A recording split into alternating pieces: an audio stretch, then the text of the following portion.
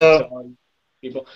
Give a little. I'll have you, Darin. You can introduce yourself first, and I'll pull second, and tell who I okay. am. But Yeah, I am Darren Anderson. I am an instructional coach in Rock Springs, Wyoming, at the Sweetwater One School District. I work at Rock Springs High School. I am a tech nerd, basketball nerd, as we both are, I guess, and just really wanting to get kids with their hands on technology in schools, also teachers using it and kids using it the right way. cool, cool. All right. Well, I am Blair Einfeld. I am a high school teacher. I've taught for a couple of years. I'm teaching right now in Utah at North Sevier High School. I've been teaching. Let's see, all senior English, freshman English, and argue and debate. Apparently, I'm the debate coach. So there's a new hat for me, but never done that before. But I also coach basketball at the high school, and just like Darin said, I'm a tech nerd. I try to incorporate all types of technology in my classes. But some of the differences for my district is, well, my school was the first one-to-one iPad school in the state of Utah. So all the students from, I believe it's eighth grade up in our school, the middle school and the high school, all have an iPad. And so we're going to talk a little bit today about some of the bring your own device stuff, which for me, it kind of fits in because they will be bringing their own device, even though it's a device given by the school. They will be having a device that they have to bring in. And there's some concerns and pitfalls that come in with bringing their stuff. And plus, I've talked to a lot of the students that I'll be teaching. I've been coaching this summer, and some of them feel like their own devices are better equipped for the classroom, even than the one that was given to them by the school. So there'll be some interesting things to talk about in our podcast today. But anyway, so we want to talk really quick first about the bring your own device thing. What are some of the concerns and some of the bonuses? So for you, Darin, what are some of the reasons why you would want to have a bring your own device policy, or in a classroom or in a school? Why would I want them to? Yeah, why is that? Or what's the draw to having a? Why do schools and districts have that policy now? Why are they doing that? I think it's twofold. One, it helps take care of some of the budget issues because not all schools can afford to have devices for all of their kids, or even like a classroom or anything like that. Knowing that most kids do have smartphones, tablets, those kind of things, they're kind of standard with, even into elementary now. Allowing them to bring those where it used to be, you'd have to put your phone in your pocket or leave it in your locker or whatever, you get it taken away. Now it's engaging them with the devices that they use every day. So it helps for budgetary reasons, but it's also, I think, that's how people do business now. That's how you go out into society and to walk down the street. You see people on their cell phones, see people on tablets doing business, using it for all manner of different things. So it's also kind of exposing them to what they're going to be using. It's not a wave of the future. I think it is the future, and it's such a big draw for schools and for kids especially to know I can bring my own phone that I'm comfortable with, has my own stuff on it, has my own apps on it that I can use for whatever kind of classroom work that we're doing. Right. I totally buy into everything that I like about technology and everything that I try to do in my classroom. Just like you said, the second thing is that I want my kids to be able to leave the school and have not just be able to function in society, but be able to use those technology tools outside of school. I think a lot of the tools that we give kids, sometimes they can become school specific. And so when they leave school, they go, oh, what do I do now? Or if we're giving the kids, like we in this case give them an iPad or a computer lab or whatever, they don't have that access to it in a normal real world situation, but they do have that access to it on their phones and their tablets they have at home. And I think that's perfect. Now, some of the concerns that I have, or that many teachers have, and I'll just voice them, and maybe Darin can give me some ideas on why that shouldn't be a concern. But I've heard lots of teachers say, how do I control that? If they're bringing their own device in, how do I know that they're on the app I want them to be on, or that they're doing what I want them to do? How is is that a legitimate concern, or is it something that we kind of need to get over? Well, I think if you look at it in terms of if I give a kid a piece of paper and a pencil, how do I know he's doing what he's supposed to be doing with that pencil and paper? He could be drawing pictures. He could be writing something totally irrelevant. He could be writing in his notebook, writing a note to his friend or whatever.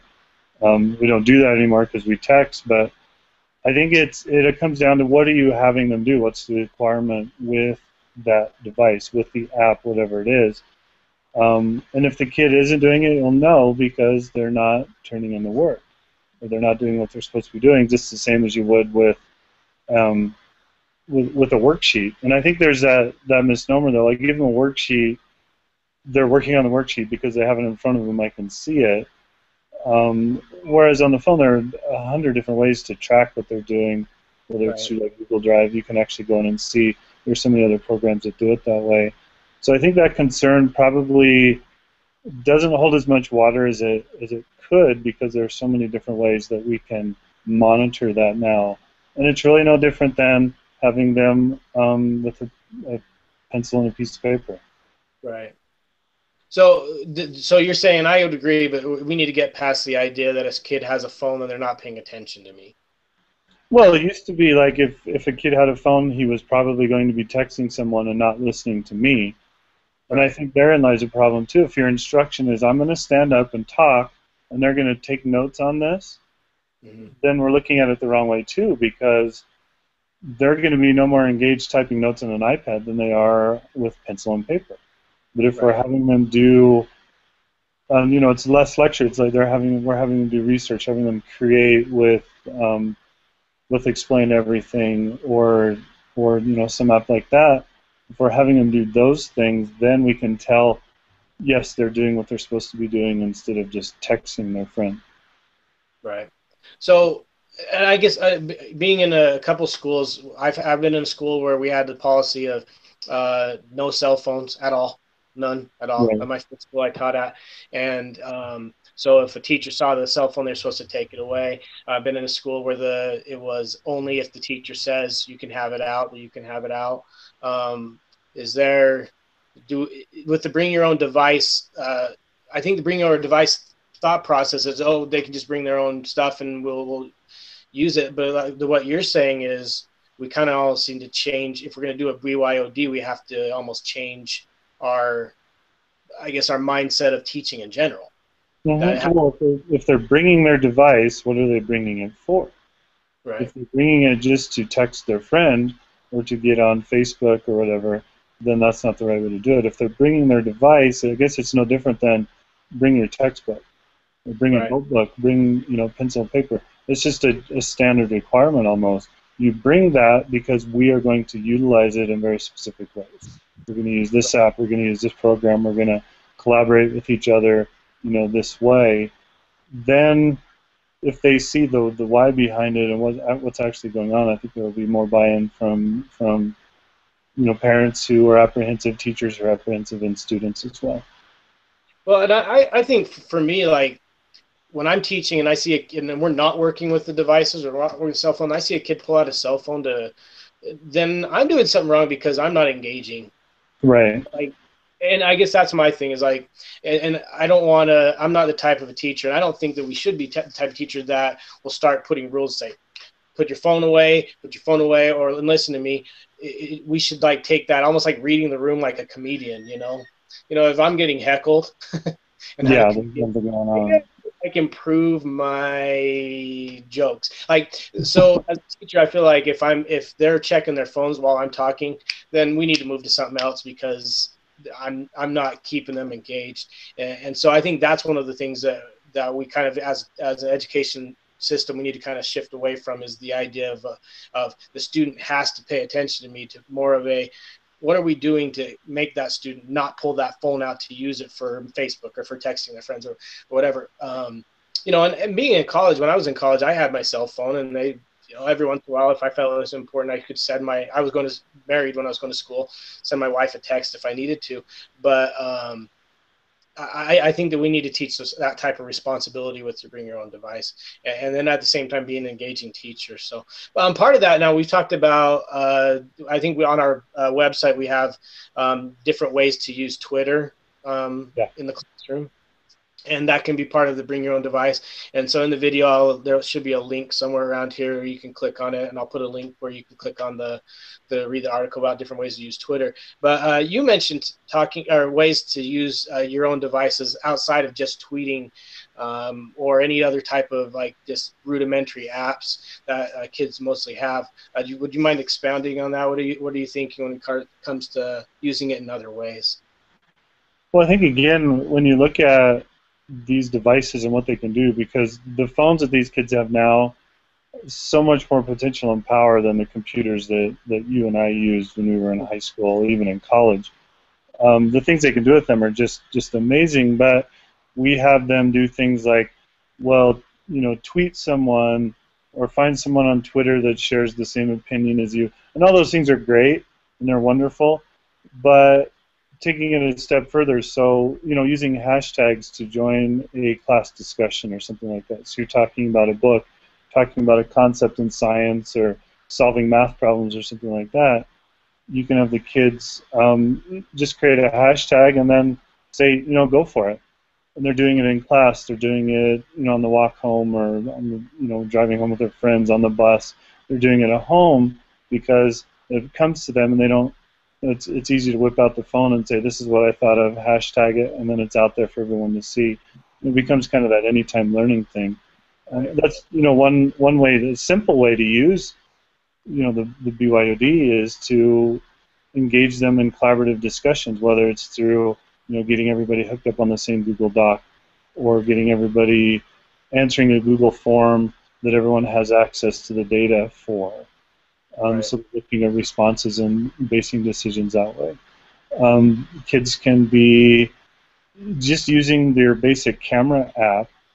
I saw a post online the other day about a great first week activity. A lot of times parents will, or not, teachers will have their kids do like self-introductions during the first couple days. And it said have them take selfies in front of different pre-marked spots around the school or whatever and say, these are some of my hobbies, like in front of the trophy case or something like that. The library, this is my favorite kind of book. The cafeteria, this is my favorite kind of food, whatever. Have them take selfies with those and then put them into like a slideshow that they can show their friends and have it there all the time instead of just filling out a questionnaire and talking about it in front of the class. So there are a lot of different ways, simple ways that you can use technology to engage your students right away, and it's beyond having them just jump on this app to do this thing. It's having them do the kinds of things they do every day. Have them, to Instagram photos, have them do Snapchat, those types of things, but make it, related to school with hashtags and certain assignments like that. Well, I really like that idea, and I do the same thing where you do the kind of I used to call it the me bag, but I love that idea of going and doing like selfies or doing, and we've talked about augmented reality for AR stuff. I mean, you could do that, have them do a slideshow, and then attach it to an image in the classroom where their friends could go around and click on the image and watch each other's videos or selfies, slideshows. I mean, there's a lot of things you could do that would be a lot more fun. I think a lot more engaging for this generation. That sounds. Now, so we talked about some of the bring your own device stuff instead of just tweeting, and using hashtags is a great thing too, using it to catalog different ideas. And if you use Storify afterwards to follow and then send that out to the kids as a form of almost note taking. Group note taking. So you think of like collaborative notes. I mean, every kid is putting in their own input, and then it comes out in one large document instead of, it used to be if a kid missed a day, it was like, well, find your neighbor, find your friend in class, and get the notes from them. Right. Whereas you're getting notes from everybody and you're getting electronically, so you could be homesick in bed and still, have access to the things that are going on in the classroom. Well, I think when you're talking about also dealing with students of different levels, and I've been in a lot of those IEP meetings where a student has to be provided notes for every single class.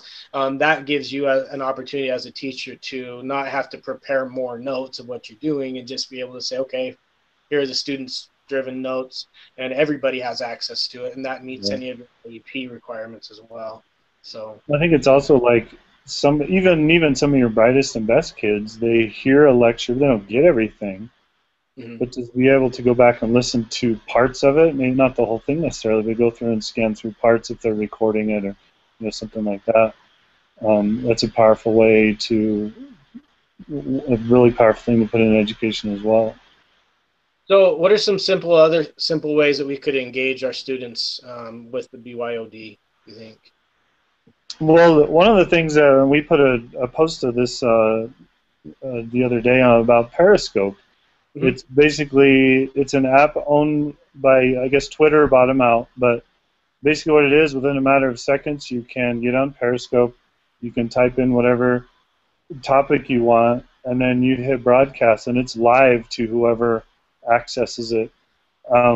It's interesting. I did one with my kids the other day as part of the post on our website, Mm-hmm. and I think the whole thing lasted maybe 11 or 12 seconds. We had 3 viewers, Right. Right. and it was nothing. I mean, it was just a dumb little thing that we were doing at home, and but so let's say that there's something really neat going on in your classroom as a teacher. You want to, Periscope your kids working on a project, or put out student presentations, or something like that they're doing, or kids maybe they go out and talk to somebody, they interview someone about something for class. There are lots of different options you can do. As a principal, you would want to. We talked about controlling the message of your school. There's so much poor opinion, negative opinion of maybe what's going on in your school about certain parts that, yeah, kids getting in trouble, so on and so forth. But if a proactive principal, teachers, groups of students go out and put awesome things that are going on at your school, presentations and activities and extracurricular stuff and after school clubs and all those, put those out there, because it broadcasts it out and then it's saved as well, so you get the link out to everybody. If they can't watch it live, they can go back and watch it again later. So, and it's really, really simple. It's a matter of just integrating Periscope with your Twitter account, which Right. honestly most kids and teachers have nowadays anyway. So it's super easy, non-obtrusive, great way to get your brand out there, to control the message about your class, your kids, and what's going on. Yeah, I agree. In fact, well, you and I both coach basketball, but I had a player this summer that was playing on an AAU basketball team in the summer, and so I had his parents use Periscope to video his games so we could send it to scouts and people like that, so we could, again, like you said, control the message and the brand of this particular player. I imagine the same exact thing with your Mm-hmm. uh, classroom. So, Well, and and it's the only so I simple. yeah, the only concern I have, maybe you can help me address this, is any confidentiality issues with it. I mean, I don't know if you'd have to run it by your administrator first before you do any of those things, but I love the idea of it being creating transparency in your classroom.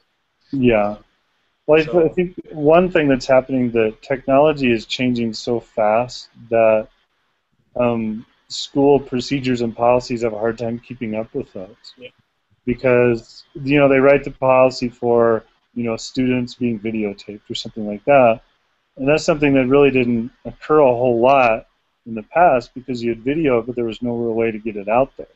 Now right, things like Periscope and YouTube and Instagram and all those things, I think that one way to address that is to look at the policies and procedures of schools and say, this is a real thing. If you don't want your kid to be out there, then make sure we know, because this is going to happen. I think by and large most kids are okay with it, and I think most parents would be too, as long as they understand the why behind it. We're right. certainly not exploiting children by putting them out there, whatever. But I think it's just, again, it's educating parents about what's going on, what are the new and upcoming things that the kids are using and that education is using as well. Well, I think it just like we've gone back to real world stuff. I think we're preparing our kids for real world things. You watch YouTube, you see vines and things of that nature. People are you're being broadcast almost anywhere you go. We had a perfect example the other day where was speaking at my church and I had kids taking pictures of me while I'm in, there's just cameras everywhere and everybody has access to those cameras everywhere. And I think we need to kind of, I guess, understand that's a legitimate, honest thing and honest concern, but showing kids how to use that properly, like with Periscope and using it in a classroom, I think that's a great thing. So, all right, let's see. Part We're of going that to talk about. relationship too. Sorry to jump in there, but No, go for it. this is out there. It's something that's not going away. So it's something that we need to continue to educate parents on, educate kids on how to use it properly instead of, because I think that's another persona of BYOD is they're going to come and they're going to do bad stuff with it instead of saying, yes, they can do bad stuff, but how much good stuff can they do as well? Right. All right. So what about those kids that don't have smartphones or those kids that don't have access to those type of things? How can we kind of incorporate them or make sure they're not feeling like we're, leaving them out? What are some of the things we can do with that? Well, I've seen some different schools that have approached it in a couple of different ways. One way, probably the easiest one, is most schools do have devices. They may not have enough for everyone. And I know a lot of schools have purchased computers, devices, tablets, whatever, that kids can check out to take home and use in that situation. There's also, you can work collaboratively, so if one kid doesn't have a smartphone, put them with somebody who does, they can work as a team on things. I don't think, if the issue is, well, I can't get all of my kids on devices, so I'm not going to do it at all. Right. There is a way to get most all of your kids on devices at least most of the time. Mm-hmm. Well, we had an activity 2 years ago. I was teaching Huckleberry Finn, and we were recreating the murder scene, the fake murder scene where Huck fakes his own death, and we did it through QR codes. So we had our kids with their own devices. They were like taking QR codes, and we had kids that didn't have phones. But if you, like you said, if you can put them in groups and let them kind of work together with those devices, I think that's one way to combat it. But I think right now, I think a lot of people are using that as an excuse to not, rather than an excuse to find ways to, if that makes sense. Yes, it does. It does. So I run into students and parents. I will say, well, my kid doesn't have a phone, or my kid doesn't have access to a computer at home, so they can't do that activity. They're using that as a crutch to not do an assignment, not do something. And I think we need to give more examples of to do it and motivate to do it rather than giving them excuses to not do it. But when it comes to motivation, I'm still learning all that stuff too. So any advice anybody has, I'm more than welcome. I'm more than open to that. But anything you also want to add on the BYOD or even Periscope?